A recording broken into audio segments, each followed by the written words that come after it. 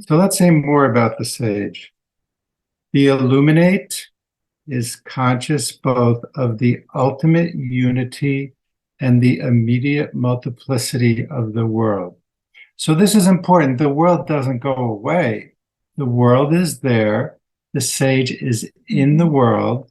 The sage perceives all the things and objects in the world, but still within the state of divine consciousness. So this is a paradox, but the sage's permanent resting place while dealing with others is at the junction point of duality and unity. So there's both.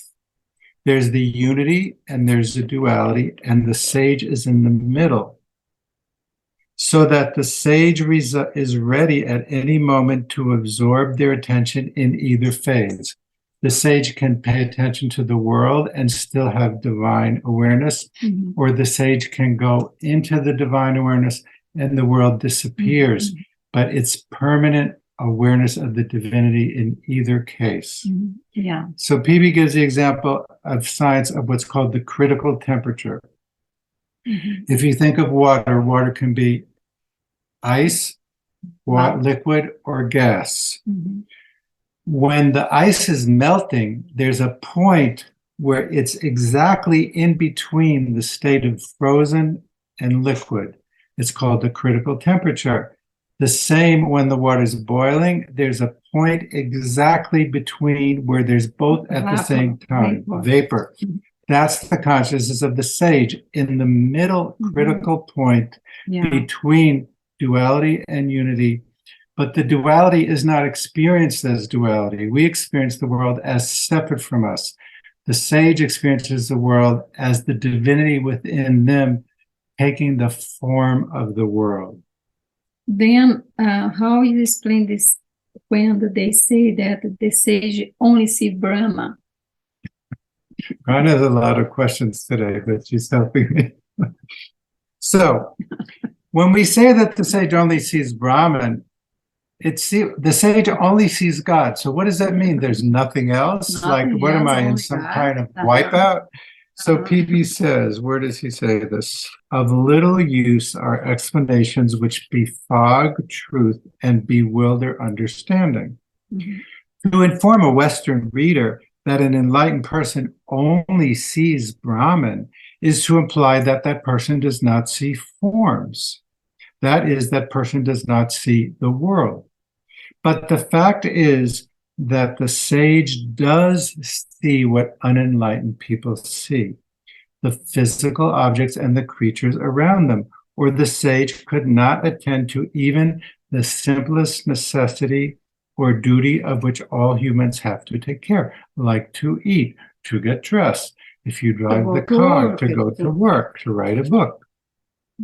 But the sage sees things without being limited to their physical appearance.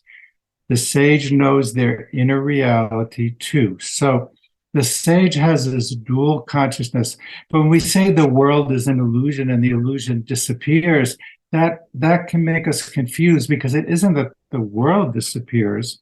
It's that our misunderstanding of the world as separate from ourselves disappears. What is still there is still there. So they use the example of the snake and the rope. You're walking down the street in the dark and you see a snake and you get afraid, and then you go closer and you see there's a rope on the ground. What happened? What changed? Nothing changed. There was a rope and you saw the rope. But in the first moment, you thought the rope was a snake. So in the first moment, we think the world is out there. We think the world is separate. We think the world is real. Ramana said, the world is only unreal as world. It's not unreal, but it's unreal in the way we think about it. So when we say the sage only sees Brahman and all these things, Phoebe's trying to avoid us from having a misunderstanding about what that means, and helps us to see that the world is still there, but the relation to the world is what has changed. Is the same in the example of the ocean. The sage see the waves, means that if the ocean is agitated, or if the wave is small or big, or whatever, but he knows that wave is water also. You know, then he knows that has some substract, some, some common space that belong to us. Brahman, I say Brahman is there, but every form also is Brahman. And the form is the form of the wave, then the spray and the foam. They It's are part of the ocean. water. They are ocean. They are part of the water. sage's experience. So let's read what They hold this. They hold both at the information. same time. Yeah, the same time. The deep silence and peace of the inside of the ocean where everything is still, and the surface of the ocean where everything is moving, but is known to be still part of the ocean while experiencing the deep peace of the ocean. And how about the knowledge of the sage? Do you think he knows everything that is happening all the time in the world? So if you're with PB and you ask PB a question, he says, I don't know. And you think, what? What? You don't know? So the sage, PB says, the sage is not omniscient, right? He says, the sage does not claim to be a walking encyclopedia, nor ask for a halo of infallibility. There are many questions to which the sage does not know the true answers. The sage is neither pontifically infallible nor deifically omniscient. What the philosophical teacher seeks to establish are the basic principles in which all true seeking must end. Sometimes you need to read into PB because PB is very humble. He doesn't promote himself. But I would say what I, Paul Brunton, seek to establish are the basic principles in which all true seeking must end. So the sage has a depth of perception, but the sage doesn't know everything.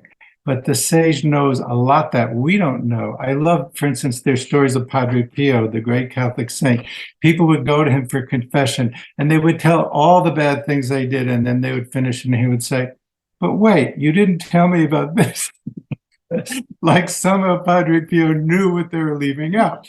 So he saw more, right? He knew what we don't know, but he still didn't know everything. That's the point. So there is some confusion on this point in the minds of many students. On attaining enlightenment, a person does not attain omniscience. At most, they may receive a revelation of the inner operations of life and nature. Like if you remember Jacob Burma, the cobbler, he had these visions and he saw the inner operations of life and nature, and he tried to diagram how on the secret hidden side, nature was producing the world. Have a revelation of the higher laws governing life and humanity. The sage may also become a seer and find a cosmogony presented to their gaze. But the actuality in a majority of cases is that the sage attains enlightenment only, not cosmological seership.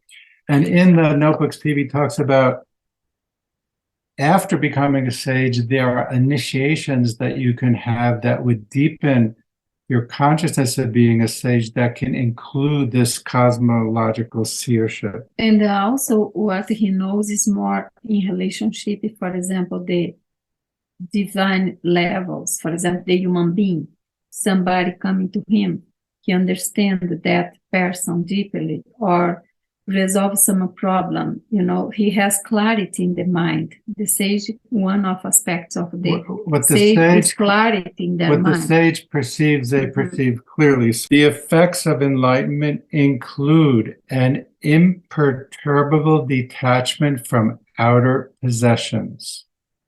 If you want to go to the Paul Brunton Philosophical Foundation website, there are stories of people who spent time with PB. And there's one story I love of PB's servant in India. And they live in like this little cottage with scorpions and snakes and bugs. And it was like the poorest hovel that they set up so that PB could write. And the next day, PB was invited to the palace of the Maharaja of Mysore. So the next day, he's like at the other extreme of human experience. He was the same. And he's just and the servant goes, I can't believe it. Like he's totally the same. He didn't change inside, even though he was in the most opulent environment or the most poor. So we'll read again. The effects of enlightenment include an imperturbable detachment from outer possessions, rank, honors, and persons, an overwhelming certainty about truth, a carefree heavenly peace above all disturbances and vicissitudes, an acceptance of the general rightness of the universal situation, with each entity and each event playing its role, an impeccable sincerity which says what it means and means what it says. So I would ask, how often do we normal human beings say what we mean and mean what we say? Right? We have this expression, well, it was a white lie. We're not able to be ourselves in every moment. The sage is able to be her or himself in every moment because that is what they truly are. And they also perceive the general rightness of the human situation, so they don't try and change things. They don't interfere. When Ramakrishna and Ramana had cancer, the disciple says, well, you're a sage, why don't you heal yourselves? They accepted that the body had a certain karma, and the karma of the body was to have cancer. And of course they suffered, but they didn't try and change what the divine universe was providing. Mm-hmm. And any more and questions? he has so much compassion, like The the sage sage has also compassion. That's has so another much characteristic. compassion, because imagine he's like united with this dimension of the I am, like the over self dimension. Of course, he who see everything as one, I may say, he has all compassion for everyone, doesn't matter how bad or not is that person. He embraces everyone the way they are, every event the way the event come, because he believes in the evolution of the life, the evolution. Then he always think like the person will be better tomorrow.